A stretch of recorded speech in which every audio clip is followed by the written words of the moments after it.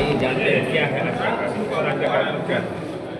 आज का कार्यक्रम हमारा ये था कि संगठन जो है एक अखिल भारतीय क्षत्रिय महासभा का उसका विस्तार का कार्यकर्ताओं की भी विस्तार का के लिए एक बैठक की गई थी कि हमारे लोग हम लोगों से जुड़े, इसी के लिए कार्यक्रम।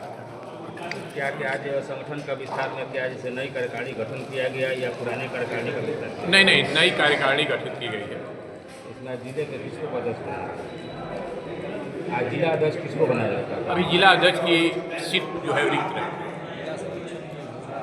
जिला संरक्षक की घोषणा हुई है, जिला रजनीकांत सिंह। सर देखा जाए तो आज ये संगठन का उद्देश्य क्या है, किन उद्देश्य से संगठन का विस्तार किया जाएगा? संगठन का उद्देश्य करना, उत्साहवर्धन एवं समाज के मेधावी छात्र छात्राओं को समाज की अग्रणी लोगों के समान करना, क्षत्रिय समाज के गौरवशाली इतिहास की पुनर्स्थापना है। क्षत्रिय समाज में व्याप्त दहेज प्रथा के निवारण हेतु सार्थक प्रयास है। क्षत्रिय समाज के आर्थिक रूप से कमजोर मेधावी बच्चों को शिक्षा प्रदान करने में सहायता करनी है। क्षत्रिय समाज के बालिकाओं के शिक्षा पर विशेष बल देना, समस्त क्षत्रिय परिवार को एक दूसरे से जोड़ना, क्षत्रिय समाज के उत्थान के लिए सभी प्रकार के प्रभावी कदम उठाना, क्षत्रिय परिवारों को बल देने के लिए नियमित प्रत्येक गांव, ब्लॉक, महानगर, वार्ड एवं जनपद स्तरीय गठन किया जाना है। समाज में जो आर्थिक रूप से कमजोर है और समाज को जोड़ते हुए यथासंभव सहयोग प्रदान करना, SC/ST एक्ट जैसे कार्य कानून को समाप्त करने में सहयोग करना। देखा जाए तो क्षत्रिय समाज केवल अपने क्षत्रिय समाज का ही नेतृत्व नहीं करता है, बल्कि समाज के उन सारे लोगों का नेतृत्व करता है जो गरीब, लाचार, बेबस ऐसे लोग हैं। लेकिन आज ये दुर्भाग्यपूर्ण स्थिति है कि आज क्षत्रिय समाज के खिलाफ, सवर्ण समाज के खिलाफ इस देश में काले कानून थोपे जा रहे हैं। उस काले कानूनों से लड़ने के लिए आने वाली हमारी पीढ़ियां, आने वाली हमारी वंशजें इस बात के लिए पूछेंगी, हमसे सवाल करेंगी कि जब मेरे खिलाफ UGC बिल लाया जा रहा था, जब मेरे खिलाफ सदन में SC/ST एक्ट बिल पास किया जा रहा था, जब मेरे खिलाफ काले कानून थोपे जा रहे थे, तो आप सभी लोग कहाँ थे?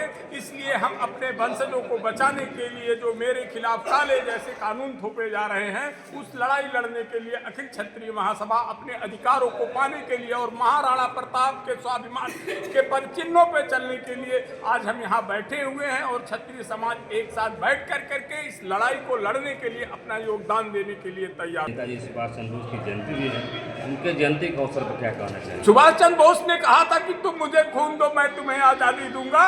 इसी क्रम में आज बलिया की धरती पर जो बलिदानियों की धरती कही जाती थी, जहां चित्तू पांडे जैसे लोगों ने देश की आज़ादी के लिए लड़ने का काम किया था, आज ऐसा लगता है कि सवर्ण समाज को आज अपनी लड़ाई लड़ने की जरूरत पड़ गई है, क्योंकि UGC जैसा बिल अगर शिक्षण संस्थानों में लागू होगा तो हमारी आने वाली जो पढ़ने वाली सल्तनतें, वो हमारे बच्चे, उनका भविष्य क्या होगा, इस बारे में हम लोग अब चिंतन करने को मजबूर हुए हैं। क्योंकि बिना लड़े हुए अब कोई अधिकार हमको, हमारा स्वाभिमान सम्मान सुरक्षित नहीं रह सकता। पूरे देश को बता रहा है, फिर भी ऐसे संगठन की जरूरत पड़ रही है, इस पर आप क्या कहते हैं? यही दिशा, इसीलिए जो हम दिशा देते थे, आज हम राम जन्मभूमि ट्रस्ट में हमारे नाम नहीं है, भगवान श्री राम हमारे वंशज हैं, हमारे भाई हैं। आज हम आरक्षण जैसी मार झेल रहे हैं। हम कहते हैं आर्थिक आरक्षण इस देश में लागू किया जाए आर्थिक आधार पे। आज हमारे वो नौजवान जो पढ़ लिख करके बच्चे बेकार बैठे हुए हैं, आज गरीब परिवार में, सवर्ण परिवारों में भी बच्चे ऐसे हैं जो गरीब हैं, आर्थिक आधार पर आरक्षण की हम मांग करते हैं। हम काले कानून, जिस सुप्रीम कोर्ट ने कहा कि ये काला कानून अवैध है, इस पर जांच होकर गिरफ्तारी होनी चाहिए, उसके भी खिलाफ जो है बिल ला करके हमारे ऊपर थोप दिया गया। फिर भी सर लोगों के लिए संगठन की को लेके, स्वास्थ्य को लेकर के, दहेज को लेकर के, उनके बच्चों के रोजगार को लेकर करके, उनके बच्चों, उनके परिवारों की चिकित्सा को लेकर करके हम ये संगठन हमेशा ऐसे परिवारों के लिए मदद करते हैं। सर सरकार तो 10% आरक्षण तो दी ही है। अरे आप मध्य प्रदेश को देखिए, खत्म कर दिया गया। अभी मेरे पास शून्य कर दिया गया।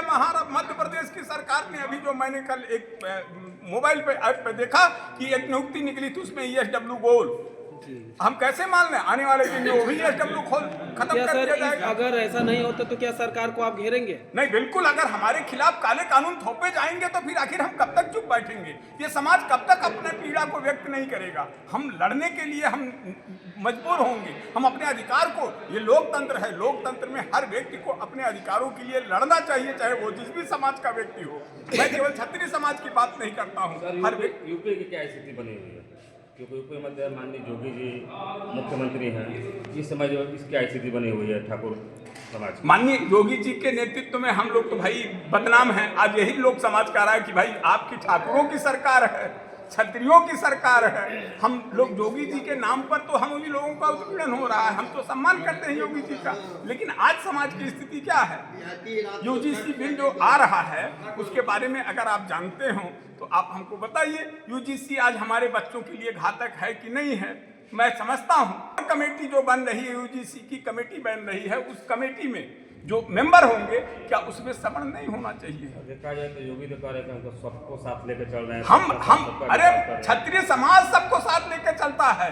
क्षत्रिय कुल में अगर योगी जी पैदा हुए तो ये उनका नैतिक कर्तव्य है। महाराणा प्रताप ने अपनी आजादी की लड़ाई लड़ी थी महाराणा अकबर से, तो उसके साथ कौन कौन से लोग, ऐसे लोग किस बिरादरी के नहीं थे? वहाँ बिरादरी की बात नहीं थी। भगवान श्री राम ने लड़ाई लड़ी थी रावण से, तो समाज का हर तबका उनके साथ था। और आज क्षत्रिय समाज विपक्ष कह रहा है कि जो सर एक तरफ आप कह रहे हैं कि हर समाज का साथ दिया है क्षत्रिय समाज जी, तो जो आप SC ST का जो मामला है ये क्यों घातक है? घातक इसलिए है कि जो काले कानून है, आपको मैं उदाहरण देता हूं। मेरे गांव में एक SC ST है, 4 एक व्यक्ति जो अनुसूचित जाति का पासी व्यक्ति है, 4 SC ST एक्ट उसने फर्जी दर्ज कराया और चारों SC ST एक्ट पोस्टपोन हुए।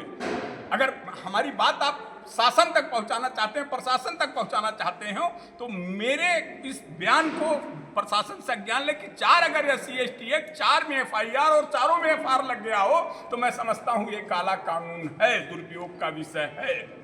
एक उदाहरण सहित मैं बता रहा हूं, और उदाहरण नहीं, सुप्रीम कोर्ट बार बार फैसला दे रही। अभी उसने कहा है, बिहार के एक अपील हमारी गई हुई थी, किसी सज्जन ने कहा कि जात के आधार पे गाली दे देना मतलब ये प्रमाणित नहीं करता हमारी मानसिकता क्या है। उसने खारिज कर दिया SC ST नो अलाउड।